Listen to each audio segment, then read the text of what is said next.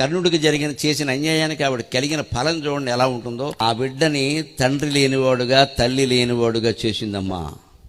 ఇది జరిగాక పాండురాజుతో వివాహం అయ్యాక అనతి కాలంలోనే పాండురాజు చనిపోయాడు. 5 బిడ్డలు పుట్టాక 5 తండ్రి లేని వాళ్ళు అయ్యారా లేదా, అనాథలు అయ్యారా లేదా.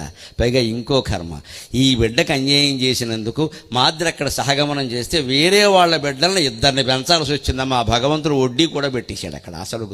అసలు బిడ్డలను నదిలో బారేసావు కదా, సవతి బిడ్డలను పెంచు. ఈ కర్మ వచ్చింది. ఇంతకంటే గొప్ప దారుణమైన కర్మ ఏమిటంటే, కురుక్షేత్ర యుద్ధం వచ్చాక కర్ణుడి దగ్గరికి చెప్పిన మాటలు కూడా విఫలమయ్యాక కుంతి వెళ్ళి, నాయనా నీ తమ్ముళ్ళు రా, వాళ్ళందరూ నువ్వే అందరికంటే పెద్దవాడివి, నువ్వెలాగూ పాండవ పక్షానికి రావని తెలుసు, కనీసం నా కొడుకుల్ని చంపకుండా విడిచిపెట్టరాని అనాథ అయిన పిల్లాన్ని ప్రార్థించాల్సి వచ్చిందమ్మా. అది కర్మ.